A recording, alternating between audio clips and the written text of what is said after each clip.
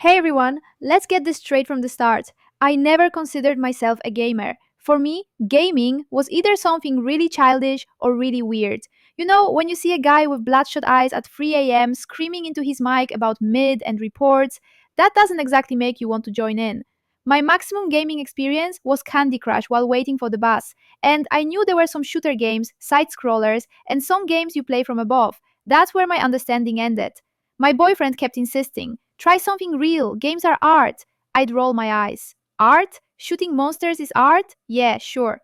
But he was clever. He didn't try to shove me into online shooters, which I'm incredibly grateful for. Instead, he decided to conduct an experiment on elevating a woman to a higher level of existence.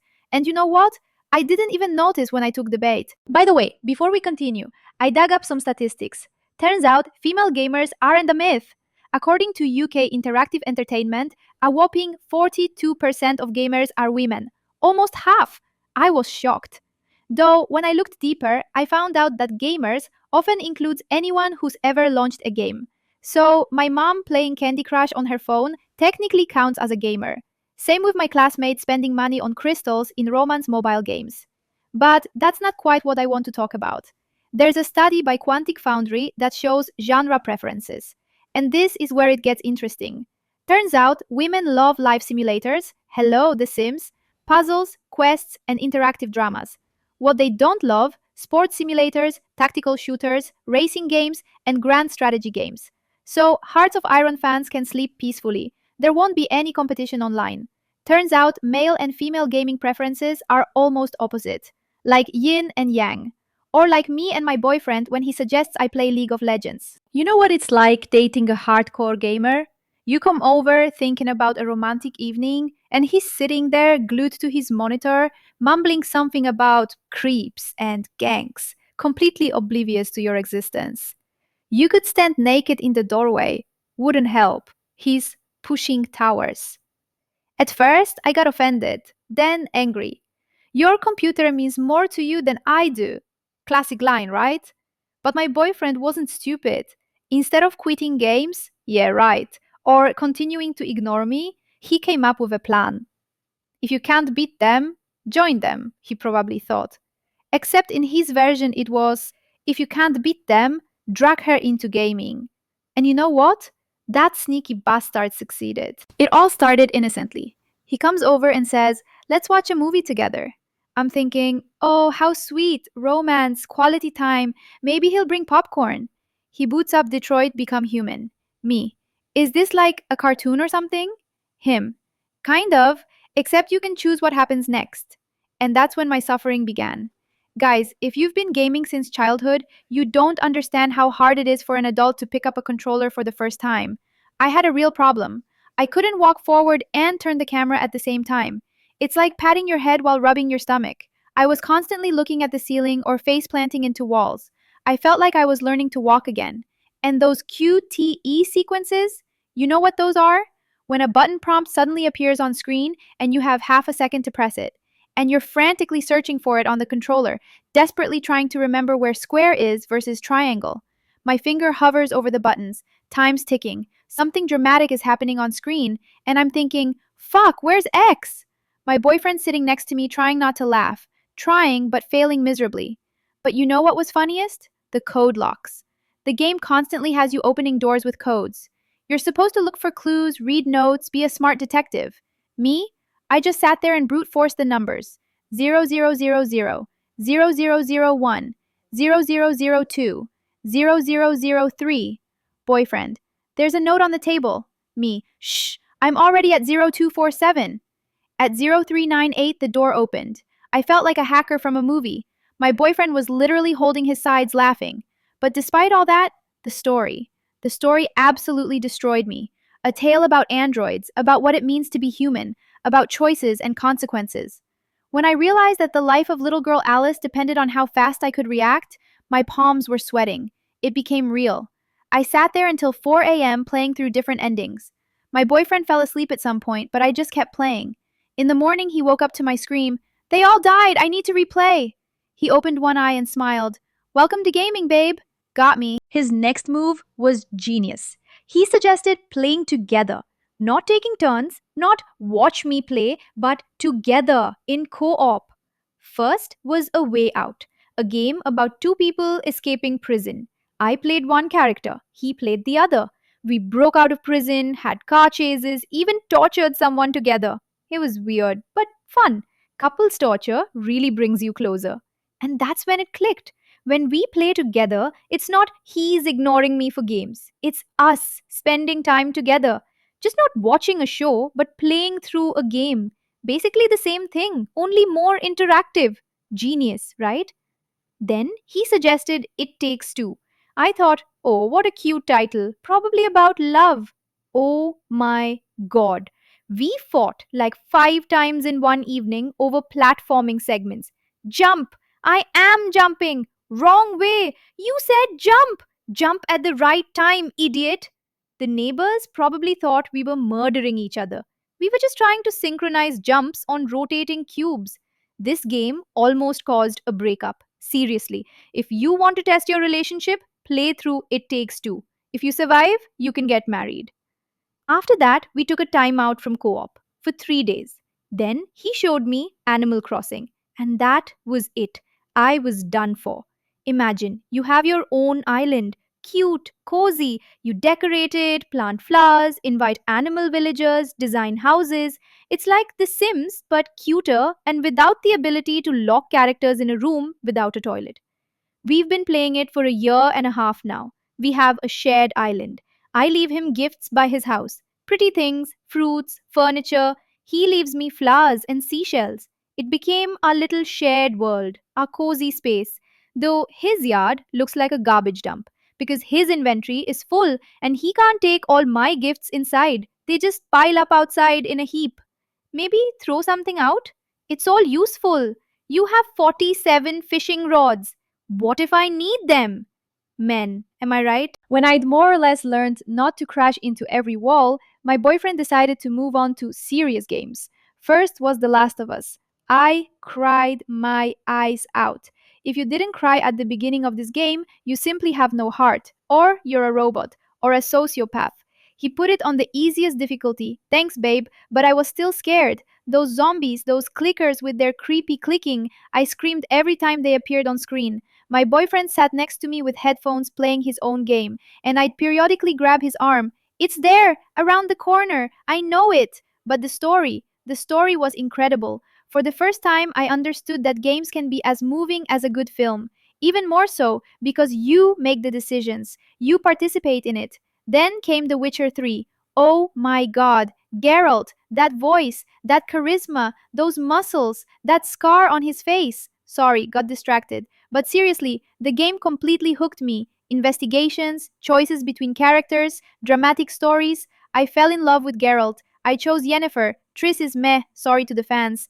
My boyfriend would sometimes check on my progress. He'd find me playing Gwent for half an hour instead of the main quest. Him. Weren't you supposed to be looking for Ciri? Me. Wait, I need to collect all the cards. Him. Sighs. And then came Cyberpunk 2077. And that's when I finally realized I was hooked on gaming. You know why? Character creator. I spent 2 hours in it. 2 hours! Creating the perfect V, hair color, 37 shades, hairstyle, 42 options, makeup, tattoos, scars, eye color, face shape. My boyfriend was already asleep on the couch while I kept tweaking and changing. Then I learned you can constantly change clothes in the game, and it began. I collected outfits, not based on armor stats, based on how they looked. Who cares if the jacket gives minus defense? It's stylish though. My V had a better wardrobe than me in real life. She wore cool leather jackets, neon crop tops, futuristic boots. My boyfriend watched me spend 20 minutes choosing shoes before a mission and quietly suffered, but stayed silent. Smart boy. He understood that happy girlfriend with stylish character equals happy girlfriend in reality. And then the real madness began. He suggested trying Divinity Original Sin 2. It's a turn based RPG. We'll play together in co op. You will create a character, level up abilities. I stopped listening after create a character. My eyes lit up. Character creator in Divinity is a separate art form. Race, elf, no. Human, no. Lizard. Class, appearance, backstory, talents. I created my elf woman for an hour. A whole hour. My boyfriend had already set everything up, created his character, made tea, read the news, and I'm still choosing which shade of purple works best for hair. Him, you almost done? Me, wait, I can't decide between these eyebrows. Him, they're identical. Me, how are they identical? This one's slightly thicker. But when we finally started playing, it was cosmic. We played for 180 hours. 180 hours. That's almost a week of pure time. Turn based tactics, a million spells, ability combos. When he throws oil and I set it on fire, whoosh. Dialogue choices. We argued about everything. Who to romance? He picked Ifan, I picked Sibyl. Where to put stat points? What equipment to take? Me. I need this hat. It's pretty. Him. It has terrible stats. Me. I need this hat. At the end of the game, we killed his beloved Ifan because my boyfriend wanted to become divine. Me. Sorry, Ifan. Him. Love is love, but divinity is divinity. Priorities, you know. After Divinity came other CRPGs. Pathfinder. I played a cat girl because I could. Wasteland 3. Post Apocalypse is stylish. And of course, Baldur's Gate 3. BG3 is a whole other story. It's pure crack cocaine. Character creation. I spent 3 hours. Romances. Astarion, my traumatized platinum blonde vampire. Tactical combat. Moral choices. We're still playing it for the third time because we want to see all the options, all the endings, everything. I now understand D&D mechanics. I know what saving throws are, advantage, concentration on spells, ability checks. When I told my boyfriend, I need more dexterity for initiative, he almost cried with pride. But not everything was perfect. You know what the main problem I encountered was? Hair. Yes, hair in games. I love long, beautiful hairstyles, flowing hair, curls, braids, and in most games, either bald or some stumpy cut or a ponytail. Rarely something normal. Skyrim, terrible hair, like pasta. Dragon Age, slightly better, but still. Cyberpunk, some good options, but not many. My boyfriend quickly understood the problem. Now, before showing me a new game, he goes looking for mods and downloads everything hair related. Skyrim, hair mods, 150 of them. Dragon Age, hair mods, 80 of them. Cyberpunk, hair mods, tons of them. Smart, very smart. Happy girlfriend with beautiful hair in game equals happy girlfriend in life. Formula for success. I also realized I love customization. Character creation, awesome. Picking clothes and armor, awesome. House design, if available, totally awesome. I spent about 100 hours in The Sims, and you know on what? Creating characters and building houses. Gameplay? What gameplay? I needed to build the perfect Victorian mansion with a fireplace and library. Boyfriend would come in and look. Are you even playing? Yup, building. It's been 5 hours. Almost done. Spoiler, I wasn't done. You know what's strangest? A year ago, I thought games were for nerds, for people who don't leave the house, don't socialize with real people, and are generally a bit off. And now I understand. Games are art, just like movies, books, paintings, only interactive. The Last of Us made me cry harder than any film. The Witcher hooked me with its story better than most TV shows. Disco Elysium, yes, I got to that one too, raised such philosophical questions that I thought about them for weeks. Games give something films and books can't: choice. You decide how the hero acts, you influence the story. That feeling of control, participation, it's incredible. Of course, not all games worked for me. Hardcore shooters, CSGO Valorant, no thanks. I die every 3 seconds, then listen to the team typing something about report. Not my thing. Souls like games, tried Elden Ring. The first boss killed me 37 times. 37! I deleted the game.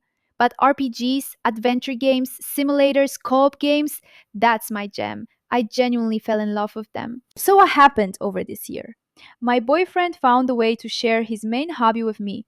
Without forcing, without manipulating, just showing that games could be interesting for me too. He found the right approach, started simple, gradually increased difficulty, picked games for my taste, not just what he liked. Now we play together, spend evenings on co op playthroughs, discuss stories, argue about choices and endings. I don't get upset anymore when he plays, because I often play with him, or on my own in another room playing my games. Our Animal Crossing island is thriving, though his yard is a dump. In Baldur's Gate 3, we almost reached the finale of Act 3, playing a bear druid. It's fun.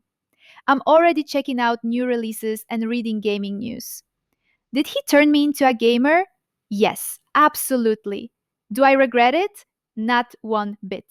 It opened up a whole new world. Incredible, alive, interesting.